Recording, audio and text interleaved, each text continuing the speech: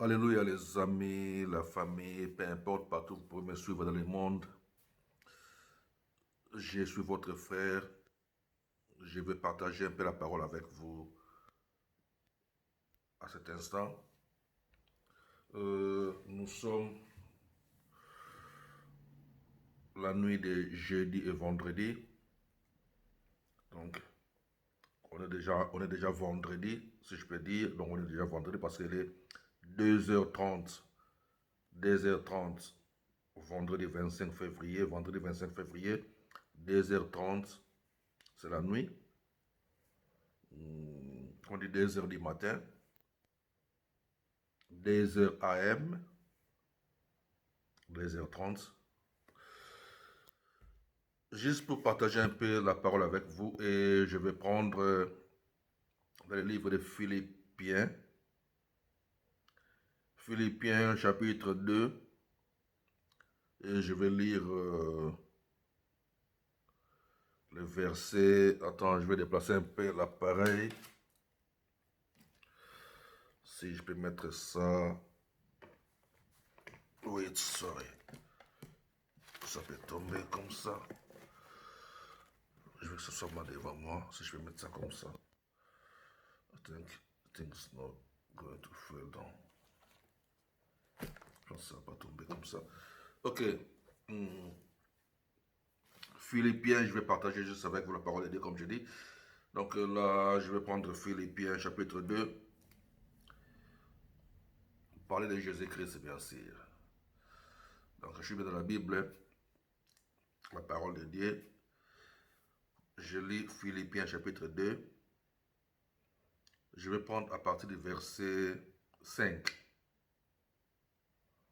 La Bible dit ceci. Ayez en vous les sentiments qui étaient en Jésus-Christ. Donc nous devons avoir les sentiments qui étaient en Jésus-Christ.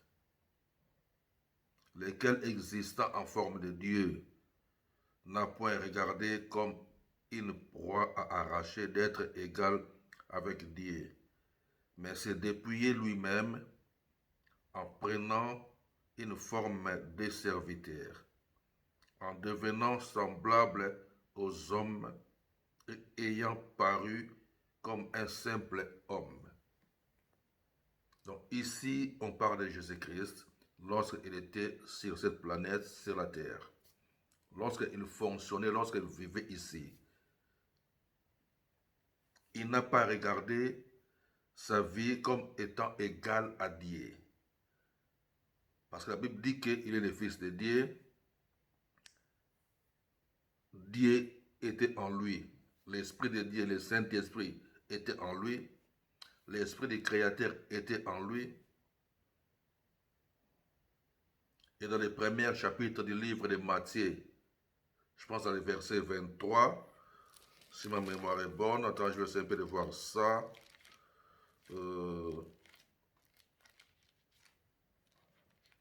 Premier chapitre de Matthieu, oui, le verset 23.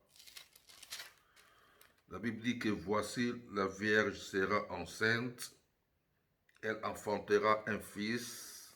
Matthieu chapitre 1er, le verset 23, la Bible dit, voici la Vierge sera enceinte, elle enfantera un fils, et on lui donnera le nom d'Emmanuel, ce qui signifie Dieu avec nous. Donc, la Vierge, c'était la Vierge Marie, sera enceinte, et elle enfantera un fils, on lui donnera le nom d'Emmanuel, ce qui signifie Dieu avec nous. Pourquoi Dieu avec nous? Parce que l'esprit du Créateur était dans ses fils, était dans les fils. Et on devait appeler les fils, ou ils ont appelé les fils Emmanuel, ce qui signifie Dieu avec nous. Et le Dieu là avec eux, c'est Jésus qui fonctionnait avec le peuple de là où il était né, dans le pays, dans les villages, les villes, là où il était né. Donc, ils ont dit que non, Dieu avec nous. Donc, il a fonctionné avec eux. dans ces corps-là. Vous comprenez? Et par après, pendant qu'il fonctionnait, il a fonctionné en tant qu'homme. Mais tout le monde savait que non, l'Esprit de Dieu était dans ses fils, était en lui. Donc il fonctionnait avec l'Esprit de Dieu en lui. Mais lui-même, maintenant, pendant qu'il vivait, il devait vivre comme tout citoyen de ce pays-là. Il devait respecter tout ce qu'un bon citoyen doit respecter dans son pays. C'est comme ça qu'il fonctionnait. Et lorsqu'il a commencé aussi à servir Dieu, il devait servir comme toute personne. Vous comprenez? Malgré que non, en lui, il y avait la divinité, malgré en lui, il y avait la plénitude de Dieu. Et qui est ce Dieu-là? C'est le Créateur. Donc, si vous voulez comprendre la différence entre le Fils et le Créateur, ou Jésus et le Créateur, vous devez voir dans mes autres vidéos, j'ai déjà beaucoup expliqué sur ça. Alors maintenant, ici, comme je vais le lire dans Philippiens chapitre 2, le verset 5, on nous conseille, nous, on nous demande, nous, ou le frère Paul, l'apôtre, nous demande, ou demandez aux Philippiens, y compris nous qui lisons les Écritures aujourd'hui, que nous devons avoir en nous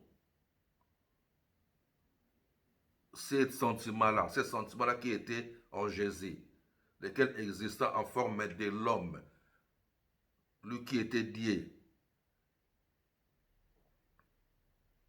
n'a pas regardé comme une proie à arracher d'être égal à Dieu. Mais il a fonctionné comme tout homme, comme tout citoyen. Et il a obéi tout ce qu'il faut obéir. Vous comprenez? Comme on voit aujourd'hui dans les rues, il y a des gens qui obéissent à la loi, il y a des gens qui n'obéissent pas. Il y a des gens qui respectent les autres, il y a des autres qui ne respectent personne. Vous comprenez? Tout ça, c'est la vie. Et lui, maintenant, il avait tout obéi et il fonctionnait, il respectait, il faisait tout ce qu'il faut faire en ordre. Comme on dit, comme un bon monsieur, comme un bon citoyen. Et il devait respecter aussi tout le monde. Vous comprenez? La Bible dit que non, il s'est dépouillé lui-même en prenant une forme de serviteur. Vous voyez? En devenant semblable aux hommes, lui qui était Dieu, lui qui était fils de Dieu, lui qui était en lui, lui qui avait en lui la divinité, l'esprit de Dieu, ou la plénitude de Dieu. Mais il a pris une forme de serviteur. Il est devenu semblable à un homme normal. Vous voyez? Et a paru comme un simple homme. Donc il a fonctionné comme un simple homme. La Bible rajoute aussi dans le verset 8, on est toujours dans Philippiens, qu'il s'est humilié lui-même, se rendant obéissant jusqu'à la mort, même jusqu'à la mort à la croix. Il a accepté d'être obéissant. Il est devenu obéissant jusqu'à la mort. Donc il était prêt à mourir et il obéissait donc jusqu'à la mort. Donc les mensonges n'avaient pas de place en lui. Les mensonges n'étaient pas en lui. Ou dans ses paroles, il n'y en avait pas. Et c'est comme ça aussi qu'on nous demande. Nous devons avoir ces sentiments-là. Ayez en vous les sentiments qui étaient en Jésus-Christ. Nous devons fonctionner comme lui. Nous devons tous supporter, vous comprenez? Être obéissant jusqu'à la mort. C'est pour ça toujours le frère Paul l'apôtre recommandait toujours même à Timothée d'être comme un bon soldat de Jésus-Christ. Nous devons être comme des soldats, parce qu'il y a des soldats, des mauvais et des bons. Il dit que nous devons être comme des bons soldats. Les bons soldats sont ceux qui pratiquent ce qu'il faut pratiquer, ceux qui font ce qu'il faut faire. Ça, des bons. Parce qu'il y a des serviteurs, des bons et des mauvais. Il faut chercher à être un bon serviteur. Vous comprenez? Même Jésus-Christ, il disait un jour, toujours, qui sont mes frères, qui sont mes sœurs, sinon ceux qui font la volonté du Père. Donc pour dire que non, il y a ceux qui se croient être ou ceux qui se disent être les frères ou les sœurs de Christ, mais lui-même il dit, je pense dans, je peux voir ça vite aussi, je pense que c'est dans Matthieu 12, si ma mémoire est bonne, parce que je n'ai pas trop maîtrisé tous les versets dans ma tête.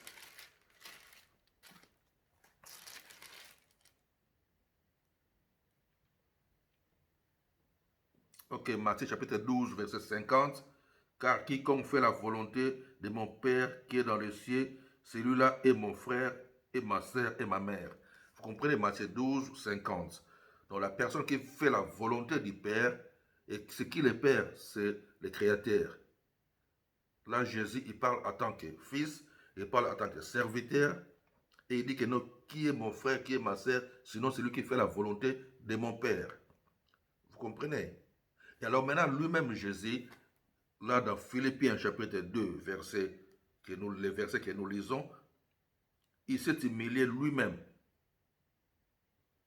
Il s'est humilié lui-même, se rendant obéissant jusqu'à la mort, même jusqu'à la mort à la croix. Et on nous demande, nous, frère Paul, l'apôtre, nous demande d'avoir en nous ces mêmes pensées, de fonctionner comme Jésus.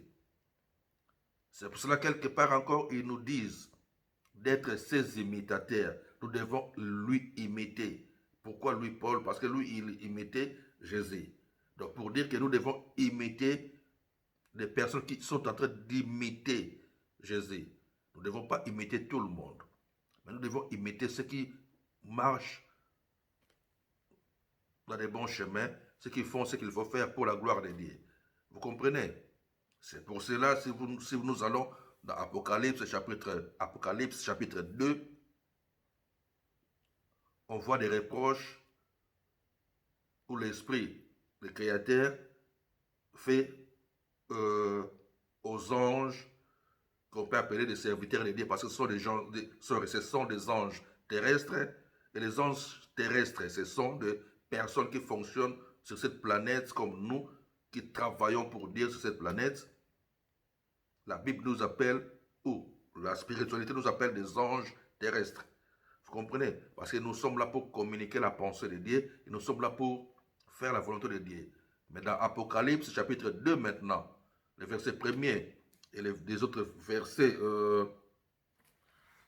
peux voir ça vite aussi, Apocalypse chapitre 1er, Apocalypse chapitre 2, Apocalypse chapitre 2, écrit en l'ange l'église d'Éphèse. Donc, vous pouvez lire Apocalypse chapitre 2, verset 4, mais ce que j'ai contre toi, tu as abandonné ton premier amour. Donc, on lui dit que tu as abandonné ton premier amour. Vous comprenez? Écrit en l'ange l'église d'Éphèse.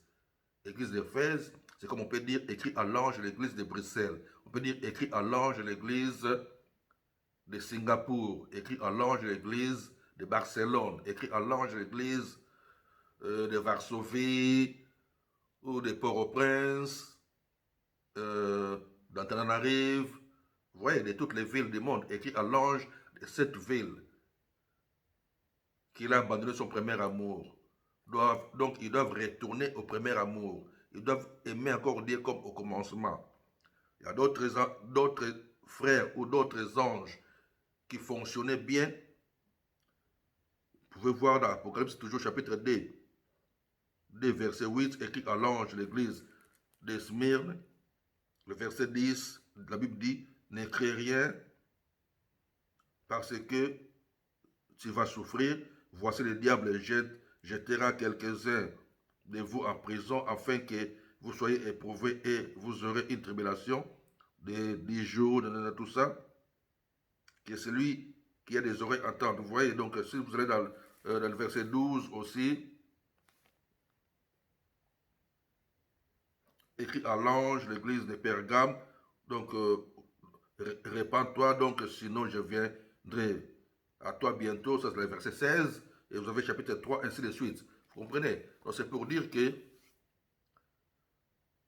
ce sont des anges terrestres, donc des personnes qui travaillaient pour Dieu, mais des fois, ils se fatiguaient, ou des fois, ils tombaient dans des tentations, des fois, il redevenait ou il rétrogradait, donc il retournait dans le monde, dans les choses de ce monde, comme des païens. Et maintenant, si vous lisez Philippiens chapitre 2, verset 5, nous devons ayez en vous les sentiments qui étaient en Jésus-Christ. Donc nous devons voir comment Jésus avait fonctionné et nous aussi nous devons accepter de supporter tout. Supporter tout. Vous comprenez? C'est pour cela dans Apocalypse, dans quelques versets de Apocalypse chapitre 2, chapitre 3, vous pouvez voir des reproches ou des encouragements que l'Esprit dit ou fait aux anges terrestres, parce que ce sont des personnes qui travaillaient pour Dieu. Donc on devait les motiver, l'Esprit devait les motiver et les encourager, et puis, comment dirais-je, le faire aussi des reproches, toutes ces choses-là. Et si nous retournons dans Philippiens chapitre 2, toujours là où nous sommes, la Bible dit dans le verset 9, c'est pourquoi Dieu l'a souverainement élevé et lui a donné le nom qui est au-dessus de tout nom. Vous voyez? Donc comme Jésus-Christ avait supporté la croix, avait supporté, il s'est humilié, il avait enduré, il avait accepté de souffrir pour l'œuvre de Dieu, à la fin, Dieu l'a souverainement élevé, lui a donné le nom qui est au-dessus de tout nom. Afin qu'ici, sur cette planète, là où nous sommes sur cette planète Terre, en son nom, tous genoux doivent fléchir sur la terre, sous la terre, ainsi que partout, peu importe. Et tous noms doivent fléchir au nom de Jésus. Mais, lorsque nous rentrons maintenant dans la spiritualité, pour ceux qui font un pas de plus tous les jours, surtout avec moi ou avec les autres frères qui enseignent aussi la spiritualité, vous devez comprendre que lorsque maintenant nous rentrons dans les sphères spirituelles, dans les domaines spirituels, dans les hautes spiritualités, nous commençons à comprendre que dans les domaines spirituels, nous comprenons que là, comme j'expliquais l'Apocalypse des anges terrestres, nous devons comprendre, nous sommes nous tous aussi les anges terrestres lorsque nous servons le Maître.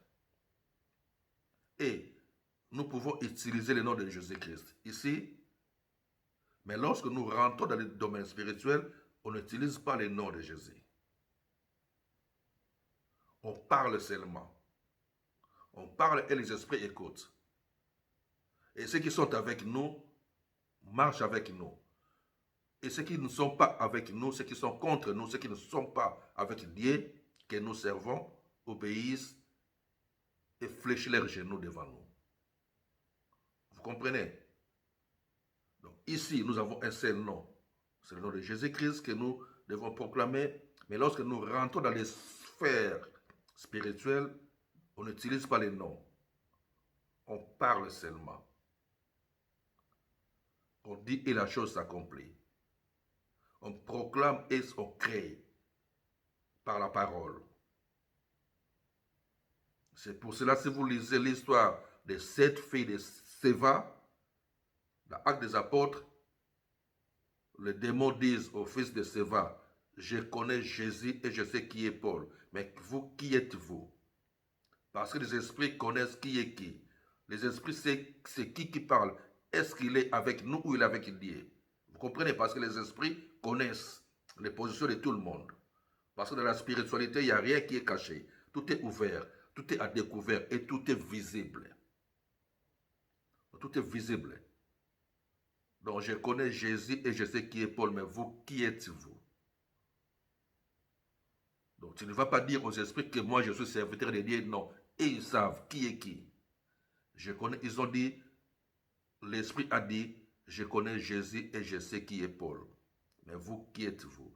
C'est pour cela que nous devons avoir les sentiments qui étaient en Jésus-Christ et de fonctionner comme lui il a fonctionné, et nous allons avancer et nous allons marcher dans des directions que notre Dieu a planifiées pour nous, et les noms que Dieu a mis en nous, et ces noms-là seront aussi élevés comme Dieu veut que ce soit élevé, pas sur cette planète, mais dans la spiritualité. Je peux rajouter une chose, ça peut peut-être vous déranger, mais c'est comme ça, nous devons savoir que, comme je dis et je répète tout le temps, il y a la maternelle, il y a le primaire, il y a le secondaire, il y a l'université, et il y a plusieurs branches, des cours ou des vies, pour ceux qui vont dans les écoles, lorsqu'ils montent, ça fonctionne comme ça. La spiritualité, c'est pareil aussi. Nous ne sommes pas tous dans le même niveau. Et comme nous voyons aussi dans le monde, il y a des enfants comment dirais-je, qui arrêtent l'école. Dans la spiritualité, c'est pareil aussi. Il y a ceux qui commencent et après ils arrêtent. Et il y a ceux qui stagnent aussi dans un niveau, comme on appelle des bébés spirituels. C'est pour ça que vous voyez souvent aussi, il y a un enfant qui est soit dans un niveau scolaire où il recommence, jusqu'à être fatigué, il arrête. Parce qu'avec Dieu, il n'y a pas de limite. Plus tu avances, plus Dieu est avec toi et il change seulement de facettes ou de systèmes de fonctionner à chaque niveau. Vous comprenez? Il faut vraiment aimer la spiritualité et rentrer dans les domaines spirituels pour comprendre comment ça fonctionne.